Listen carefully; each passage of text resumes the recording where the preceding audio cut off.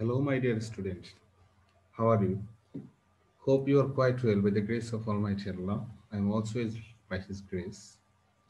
Today I am again here to take the online class on completing sentence part 2. In our previous class, we discussed up to rules 1. Today I am gonna take the second class on rule 12. So let's start. My dear students, তোমরা দেখো সিন্সের বিষয়টা। Since আমরা কি অর্থে ব্যবহার করি? Since আমরা কখনো কারণ বা যেহেতু অর্থে ব্যবহার করি। তবে এইখানে আরেকটা বিষয় রয়েছে। এখানে দেখো রুলস 12 কি বলছে, সিন্সের প্রথম অংশ যদি প্রেজেন্ট ইনডিফিনিট অথবা প্রেজেন্ট পারফেক্ট টেন্স হয়, পরবর্তী গ্যাপ এ অর্থাৎ সেকেন্ড অংশটা পাস্ট ইনডিফিনিট হয়। তাহলে এখানে দুইটা বিষয় আছে। এখানে দুইটা ক্লজের একটা অংশে প্রেজেন্ট ইনডিফিনিট বা প্রেজেন্ট পারফেক্ট হলে পরেরটা কি হবে? Past indefinite.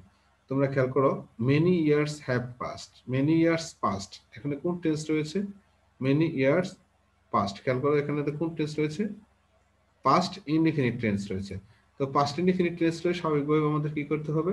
পুরো অংশ পাস্ট ইনডিফিনিট করতে হবে। দেখো এখানে এখানে কি লিখেছে? Many years passed since I কি করেছি? I went to a long journey, আমি একটি বড় জার্নি করেছি।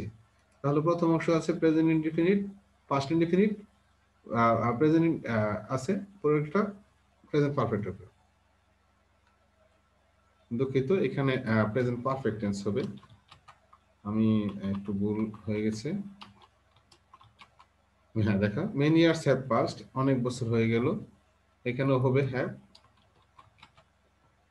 Passed since I went to long journey, আমি অনেক দিন আগে জার্নিতে গিয়েছিলাম। দ্যাট মিন্স প্রথম অংশ সেন্টেন্সটা এরকম রাখবো, সিন্সের প্রথম অংশ যদি প্রেজেন্ট ইনডিফিনিট বা প্রেজেন্ট পারফেক্ট হয়, পরবর্তী অংশটা পাস্ট ইনডিফিনিট টেন্স হবে। দেখো সিন্স যুক্ত সেন্টেন্সের এখন আমরা যেটা প্রেজেন্ট ইনডিফিনিট টেন্স থাকলে পাস্ট ইনডিফিনিট, তাহলে পাস্ট ইনডিফিনিট টেন্স থাকলে কি হচ্ছে? পাস্ট ইনডিফিনিট যদি থাকে, প্রথম অংশ যদি পাস্ট ইনডিফিনিট টেন্স থাকে, পরেরটা কি হবে? Past perfect. Past indefinite tense থাকলে হচ্ছে কি? Past perfect tense. এই দুইটা বিষয় মূলত হবে। পাস্ট ইনডিফিনিট টেন্স থাকলে past perfect, present indefinite past indefinite মনে রাখবে এইভাবে। প্রেজেন্ট ইনডিফিনিট টেন্স থাকলে পাস্ট ইনডিফিনিট হচ্ছে, পাস্ট ইনডিফিনিট টেন্স থাকলে পাস্ট পারফেক্ট হচ্ছে। এই বিষয়টা অনেক অনেক জায়গায় রয়েছে এই বিষয়টা। দেখো ইট পাস্ট মেনি ইয়ার্স, অনেক বছর হয়ে গেল। কি আছে এই অংশে? পাস্ট ইনডিফিনিট টেন্স রয়েছে এখানে, অনেক বছর হয়ে গেছে। কি? I had gone to a long journey, আমি অনেক দিন আগে একটি লং জার্নিতে গিয়েছিলাম। এখানে কি হবে? পাস্ট পারফেক্ট টেন্স, সাবজেক্টের পর হ্যাড এবং ভার্বের পাস্ট পার্টিসিপল। সুতরাং এইভাবে মনে রাখবো, প্রেজেন্ট ইনডিফিনিট টেন্স থাকলে past indefinite, past indefinite tense থাকলে পাস্ট পারফেক্ট। এই রুলসটা তোমরা দেখবে ন্যারেশনের ক্ষেত্রে এই রুলসটাই রয়েছে। তো আমরা রুলস 14 এ আসি। অ্যাজ এবং অ্যাজ তোর বিষয়টা, এটা অ্যাজ তোর বিষয়টা যেমনটা তোমরা কমপ্লিটিং সেন্টেন্স প্রেজেন্ট ওয়ার্ডস এ তোমরা অর্থাৎ 3 নম্বর কোশ্চেনে তোমরা যেমনটা পড়েছো, ওইখানে কিন্তু এই রুলসটাই ছিল। এখানেও একই রুলস বলছে। অ্যাজ ইফ অ্যাজ দো শব্দের অর্থ কি? যেন বা যাতে, এরকম অর্থে ব্যবহার করা হয়। এর প্রথম অংশ যদি প্রেজেন্ট ইনডিফিনিট টেন্স থাকে, পরেরটা পাস্ট ইনডিফিনিট, সেই আগের রুলসটাই দেখো। প্রথম অংশ যদি এখানে প্রেজেন্ট ইনডিফিনিট টেন্স থাকে, পরেরটা হবে পাস্ট ইনডিফিনিট, আর পাস্ট ইনডিফিনিট টেন্স থাকলে পরেরটা হবে পাস্ট পারফেক্ট। ওই রুলসটাই রয়েছে। দেখো এখানে অ্যাজটা কি? অ্যাজ ইফ, অ্যাজ ইফ এর এই আগের অংশটা দেখো, আমরা যদি অ্যাজ ইফ বোল্ড করি, অ্যাজ ইফ এর প্রথম অংশ রয়েছে কি? Present indefinite. প্রেজেন্ট ইনডিফিনিট রয়েছে, পরের অংশ কি আছে? দেখো পাস্ট ইনডিফিনিট, সাবজেক্টের পর ভার্বের পাস্ট ফর্ম। তো এই দুইটা জিনিস খেয়াল করতে হবে। প্রেজেন্ট ইনডিফিনিট টেন্স থাকলে হচ্ছে পাস্ট ইনডিফিনিট। তাহলে যদি প্রথম অংশ আমরা রোজ 15 এ দেখবো, এখন প্রথম অংশ যদি পাস্ট ইনডিফিনিট টেন্স থাকে, তারপর এটা কি হবে? Past perfect.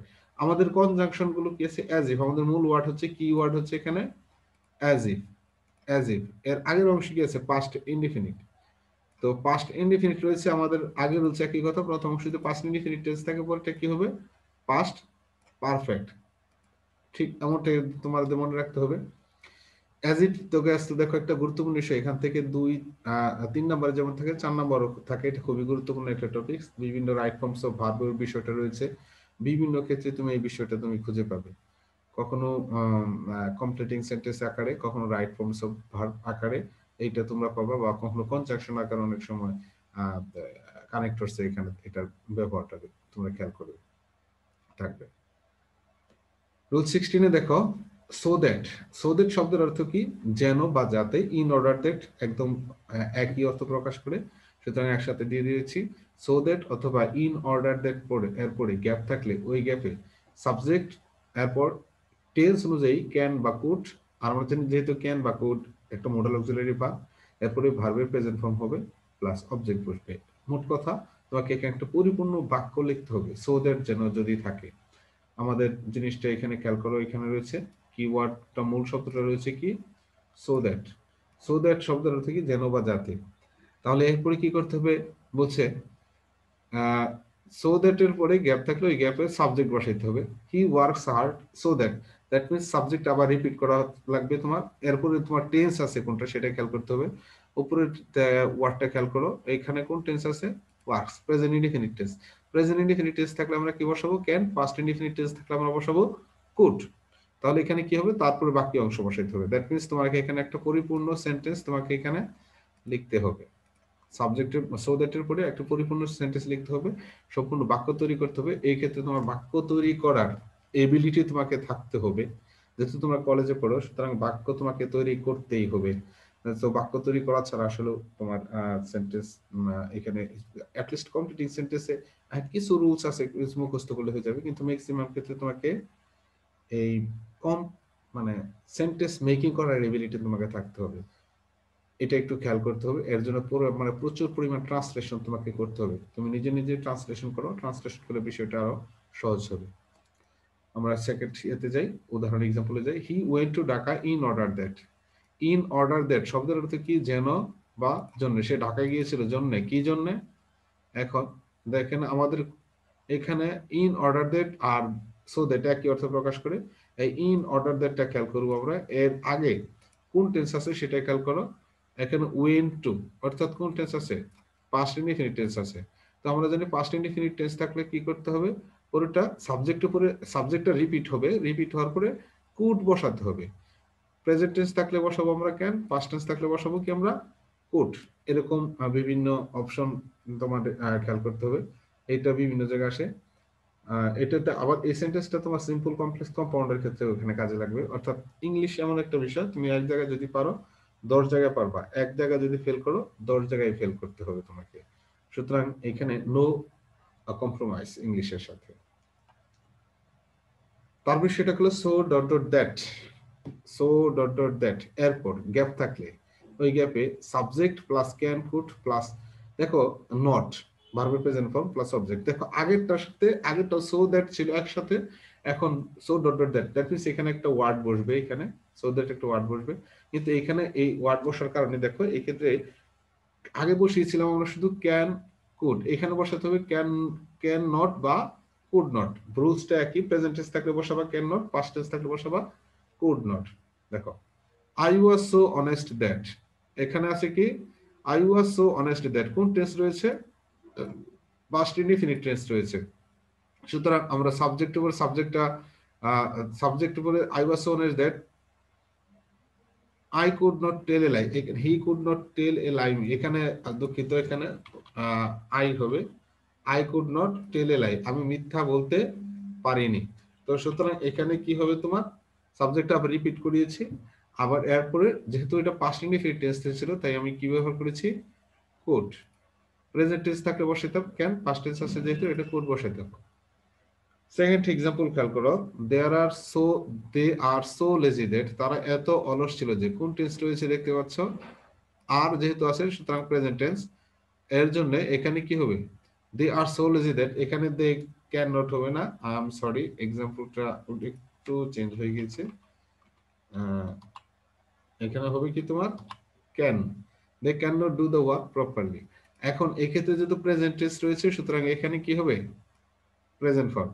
টেন্সটা তোমাকে খেয়াল করতে হবে। টেন্স না চিনলে তাহলে তোমার কোনোভাবেই এটা পারা সম্ভব না। যে যত ইংলিশে জানো, যে যত যাই পড়ো না কেন, বেসিক তোমাকে জানতেই হবে।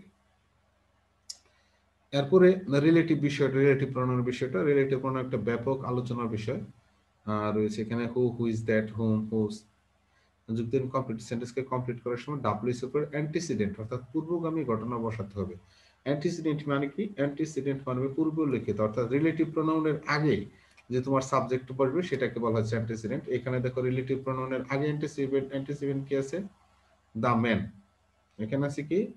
দা ম্যান। এটা হচ্ছে রিলেটিভ প্রোনাউনের অ্যান্টিসিডেন্ট, এটা হচ্ছে অ্যান্টিসিডেন্ট। আই স, এখানে আছে আই স দা ম্যান, আমি লোকটাকে দেখলাম। হু, হু কি করেছিল? দেখো পাস্ট কন্টিনিউয়াস টেন্স বসেছে, এরপরে তোমার সেন্টেন্স এখানে পরিপূর্ণ একটা সেন্টেন্স বসাতে হবে তোমার। হু ওয়াজ ফলোইং ইউ, আমি দেখলাম যে তোমাকে ফলো করছে। ব্যক্তি বুঝাইলে হু, বস্তু বুঝাইলে হুইজ বা দ্যাট বসাতে পারি আমরা। দ্বিতীয় অংশ দেখো, I saw the man who disturbs me, যে আমাকে ডিস্টার্ব করে। আই স দ্য ম্যান, আমি লোকটাকে দেখেছিলাম যে সে তো, হি ডিস্টার্বস মি, এখানে দুঃখিত, হু ডিস্টার্বস মি, যে আমাকে ডিস্টার্ব করে। 19 নম্বর যে খেয়াল করো সেন্টেন্সটা, অ্যাজ, সিন্স, হোয়েন, দো, অলদো দ্বারা কোনো বাক্য শুরু হয় পরবর্তীতে গ্যাপ থাকলে পূর্ববর্তী গ্যাপের টেন্স অনুসারে একই টেন্স গ্যাপে বসবে এবং তা প্রথম অংশের বিপরীত প্রকাশ করে।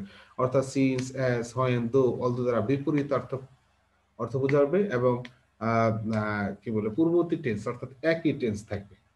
উভয় ক্লজে দুইটা ক্লজ থাকবে, এই সমস্ত সেন্টেন্সে দুইটা অংশ থাকবে, দুইটা অংশের জায়গায় একই ধরনের টেন্স থাকবে। প্রথম অংশ প্রেজেন্ট হলে পরেরটা প্রেজেন্ট হবে, পরেরটা পাস্ট হবে, প্রথমটা পাস্ট হবে, পরেরটা পাস্ট হবে এবং বিপরীত ধারণা হবে, সেন্টেন্সটা বিপরীতমুখী হবে। একটু খেয়াল করো, দো হি ইজ পুর, বিপরীত দেখে, যদিও সে গরিব। প্রথম অংশ কি আছে? প্রেজেন্ট ইনডিফিনিট রয়েছে, তাহলে কি হবে? পরের অংশ কি হবে? পাস্ট। প্রথম অংশ কি হবে? প্রেজেন্ট ইনডিফিনিট, পরেরটা কি হবে? একই টেন্স হবে, প্রেজেন্ট ইনডিফিনিটি হবে। বিপরীতার্থক দো অলদো দ্বারা বিপরীতার্থক প্রকাশ করেছে, যেমন গরিব এবং সৎ একটু ভিন্ন হয় আর কি। টু টু এর উদাহরণটা তোমরা প্রথম থেকে পড়ে থাকবে। টু টু এর পরে যুক্ত গ্যাপ থাকলে শুধুমাত্র ভার্বের প্রেজেন্ট ফর্ম হবে, যার না যেহেতু টু রয়েছে, টু একটা টু এর পরে ভার্ব থাকলে সেটা বেসিক ফর্ম হয়, এটা কখনো ভার্বের পাস্ট ফর্ম কখনো হয় না। কিন্তু সাবজেক্ট যদি বস্তুবাচক হয় তাহলে টু এর পরে অ্যাডজেক্টিভ ফর, যদি অ্যাডজেক্টিভ প্লাস ফর থাকে তখন এই ব্যক্তিবাচক অবজেক্ট হয়, তারপরে আবার টু প্লাস ভার্ব বসানো হয়। সিস্টেমটা একই। শুধু টু থাকলে তখন ইনফিনিটিভ অর্থাৎ টু প্লাস ভার্ব বসলে সেন্টেন্সটা কমপ্লিট হয়ে যায়, একটা পরিপূর্ণ সেন্টেন্স হয়ে যাবে। কিন্তু এক্ষেত্রে বিষয়টা, টু এর পর যদি ফর মি থাকে, the book is too difficult for me, অর্থাৎ ফর প্লাস ব্যক্তিবাচক অবজেক্ট যদি থাকে, ফর প্লাস ব্যক্তিবাচক অবজেক্ট যদি থাকে তখন একই রুলস প্রযোজ্য হয়, অর্থাৎ ইনফিনিটিভ বসাইলেই তোমার সেন্টেন্সটা কি হয়ে যাবে? কমপ্লিট হবে। ইনফিনিটিভ কি? টু প্লাস ভার্ব, এই টু প্লাস ভার্ব বসালে তোমার সেন্টেন্সটা কমপ্লিট হয়ে যাবে। যেটা টু প্লাস টু থাকুক অথবা too plus adjective plus for থাকুক, যেটাই থাকুক না কেন এটা কমপ্লিট হয়ে যাবে। তারপর হচ্ছে দেখো বাই জিরান্ট, আমরা জানি বাই, বাইয়ের পরে ভার্বের সাথে আইন যুক্ত আসলে জিরান্ট হয়ে যায়, নাউন হয়ে যায়। আর বাই একটা প্রিপজিশন, আমরা জানি প্রিপজিশনের পরে ভার্ব থাকলে অটোমেটিকলি সেই ভার্বের সাথে কি হবে? আইএনজি যুক্ত হবে। তো সেন্টেন্সটা পজিটিভ প্রকাশ করবে, যেমন দেওয়া আছে এখানে একটা পরিপূর্ণ সেন্টেন্সে যোগ করতে হয়। বাই ওয়ার্কিং হার্ড, কঠোর পরিশ্রম করে, you can shine in love, তুমি জীবনে সফল হতে পারো। এটা সবসময় কি হচ্ছে? পজিটিভ অর্থ প্রকাশ করে। কিন্তু এই বাইয়ের জায়গায় যদি আমি উইদাউট বসাতাম তাহলে কি হইতো? যদি এই বাইরের জায়গায় আমি উইদাউট বসাই তখন কি হবে? একই রকম অর্থ হবে, মানে অর্থ একই না, গ্রামাটিক্যাল সিস্টেমই এক, কিন্তু তোমার অর্থটা কি হয়ে যাবে? ভিন্ন হয়ে যাবে, অর্থাৎ নেগেটিভ হয়ে যাবে। তখন তোমার কি হবে? You can not shine in life, তুমি জীবনে সফল হতে পারবে না। দেখো এখানে উইদাউট আছে, উইদাউট শব্দটা নেগেটিভ প্রকাশ করে, এর জন্য এই সেন্টেন্সটা নেগেটিভ হয় না। পরের অংশ কি আছে দেখো, you can not shine in life, পার্থক্যটা কোথায়? উপরেটা আছে রয়েছে বাই, বাই রয়েছে, বাই থাকার কারণে এখানে অ্যাফার্মেটিভ হয়েছে সেন্টেন্সটা, এখানে উইদাউট রয়েছে নেগেটিভ, এর জন্য can not shine in life সেন্টেন্সটা নেগেটিভ হয়ে যায়, এটাই হয়ে যায়, দুইটাই জিরান্টি হয়। তারপরে দেখো, নো সুনার হ্যাড ডটার than, hardly had before, scarcely had when, এরকম সেন্টেন্সে সাধারণত পাস্ট পারফেক্ট টেন্স হয়ে থাকে। তো পাস্ট পারফেক্ট টেন্স আমরা জানি দুইটা অংশ থাকে, একটা পাস্ট ইনডিফিনিট আর একটা পাস্ট পারফেক্ট। তো হয় নো সুনার হ্যাড যেগুলো যুক্ত থাকে, হ্যাড যেখানে থাকবে, যে অংশটা থাকবে সেটা পাস্ট পারফেক্ট করবে, আর বাকি অংশটা অবশ্যই পাস্ট ইনডিফিনিট টেন্স করে থাকবে। তোমরা যেমনটা খেয়াল করতেছো, খেয়াল করো, হ্যাড আই রিচড এটা কি আছে, পাস্ট পারফেক্ট। তারপরে দেখো দ্য ট্রেন লেফট, কোন অংশ কি আছে, পাস্ট ইনডিফিনিট। অর্থাৎ হ্যাড যুক্ত যেটা সেটা পাস্ট পারফেক্ট থাকবে, বাকি অংশ পাস্ট ইনডিফিনিট টেন্স থাকবে। অ্যাজ সুন এর বিষয়টা দেখো, অ্যাজ সুন দ্বারা বাক্য শুরু পরবর্তী গ্যাপ থাকলে ওই গ্যাপে অনুরূপ টেন্স বসবে। অর্থাৎ অ্যাজ সুন যুক্ত সেন্টেন্সে প্রথম অংশ যে ক্লজ থাকে, যে টেন্স থাকে, দ্বিতীয় অংশটাও ঠিক একই রকম টেন্স হবে। দেখো এখানে আছে কি পাস্ট ইনডিফিনিট, পরের অংশ কি হবে, আই র্যান অ্যাওয়ে, কি আছে, পাস্ট ইনডিফিনিট। অর্থাৎ অ্যাজ সুন যুক্ত সেন্টেন্স থাকলে প্রথম অংশ যে টেন্স বসবে পরেরটাও একই টেন্স বসে। অ্যাজ সুন মানে কি, যখন তখন, যখনই তখন এর মধ্যে ব্যবহার করা হয়। আরেকটা বিষয় না বললে না, প্রবাদ বাক্যর বিষয়, যেটা তোমার আসলে কমপ্লিটিং সেন্টেন্স আমাদের কিছু প্রবাদ বাক্য সবসময় দেওয়া থাকবেই। তোমরা এই প্রবাদ বাক্যগুলো অবশ্যই মুখস্থ করে নিবে। এখানে তোমরা অনেকে যদি যারা মোবাইল ইউজ করে, তোমরা দেখবে বিভিন্ন অ্যাপস রয়েছে প্রবাদ বাক্যের, তোমরা সেই প্রবাদ বাক্যগুলো অবশ্যই তোমরা মুখস্থ করে নিবে। যে যত প্রবাদ বাক্য মুখস্থ করবে তার কিন্তু একটা হলেও এগুলো সুবিধা পাবে। আরেকটা বিষয় যে এগুলো আসলে তোমাদের একদম পরিচিত সহজ বিষয়গুলোই প্রবাদ বাক্যে সাধারণত দেওয়া থাকে। তো প্রিয় শিক্ষার্থীরা, তোমরা আসলে অনলাইন ক্লাসে আসলে মন মতো শিখাইতে পারিনি আমি আমার মতো। আমরা আশা করি যখন ক্লাস খুলবে তখন আমরা আরো ভালোভাবে পড়াবো। জাস্ট তোমরা সামনে পরীক্ষাটা ভালোভাবে দাও এবং আমার জন্য দোয়া করো, তোমাদের জন্য দোয়া রইলো। ভালো থাকো, গুড বাই, আল্লাহ হাফিজ, থ্যাংক ইউ।